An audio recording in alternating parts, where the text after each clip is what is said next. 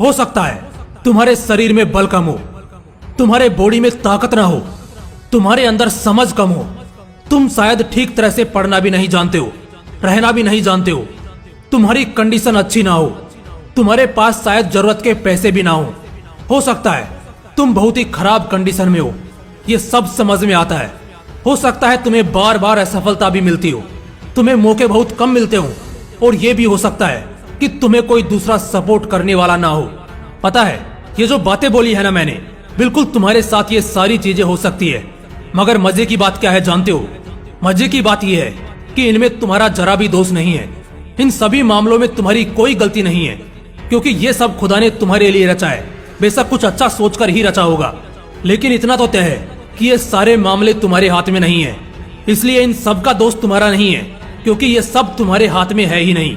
लेकिन एक चीज है जो हमेशा से तुम्हारे हाथ में थी, आज भी है और आगे भी रहेगी, वो है मेहनत। बेशक मेहनत सिर्फ और सिर्फ तुम्हारे हाथ में है। एक और मजे की बात बताऊं, दूसरों से ज्यादा मेहनत करना भी तुम्हारे हाथ में है।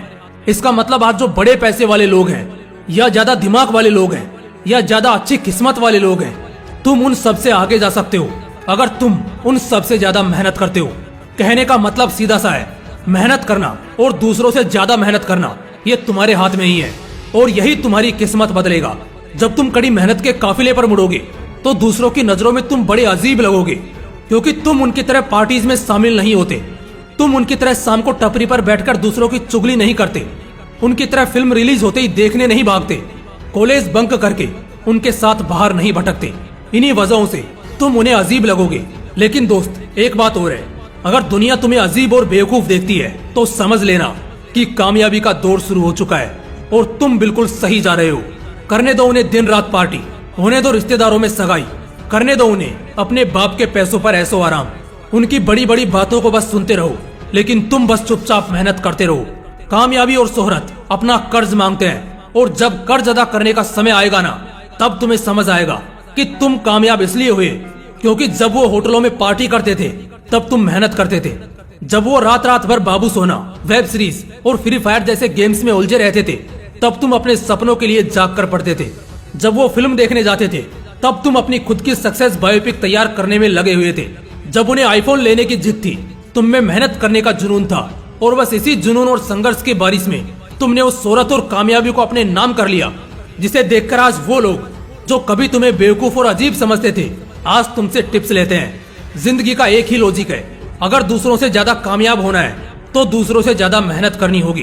तो बस इस बात को मन में ठान लो और दिल दिमाग से मान लो कि सफल होने के लिए तुम्हें कड़ी धूप में, गर्मी हो या ठंड के मौसम में, बरसात हो या पतझड़ की आफत में, तुम्हें तपना पड़ेगा, मेहनत करनी होगी और सबसे ज्यादा करनी होगी।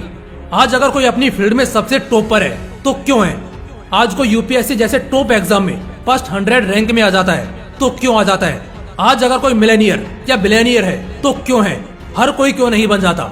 आज अगर कोई अपने शहर में, स्टेट में या कंट्री में सबसे अमीर है तो क्यों है? मैं बताता हूँ, सिर्फ इसलिए क्योंकि उसने बाकियों से ज्यादा मेहनत करी है।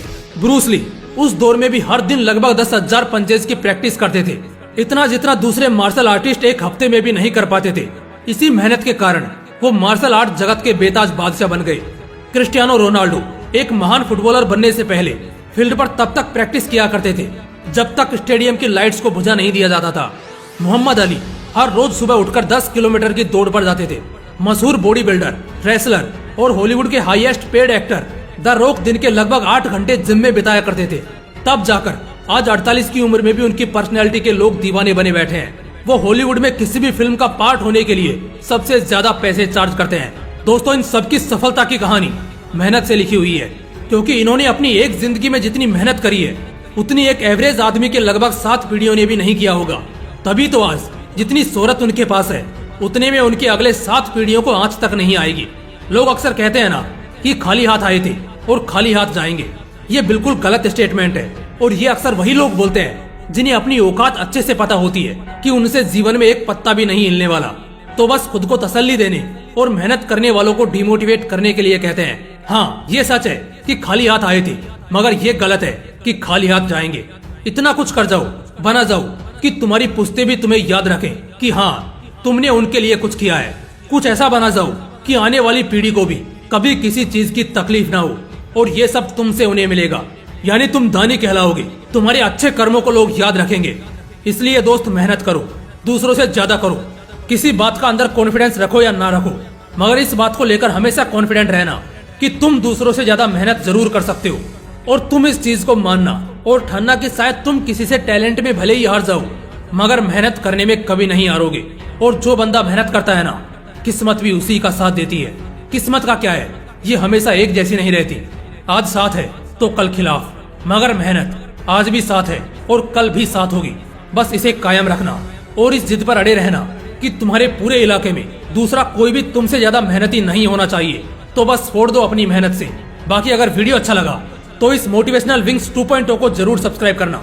फिर मिलते हैं अगले वीडियो में एक नए मोटिवेशन के साथ। जय हिंद, वंदे मातरम।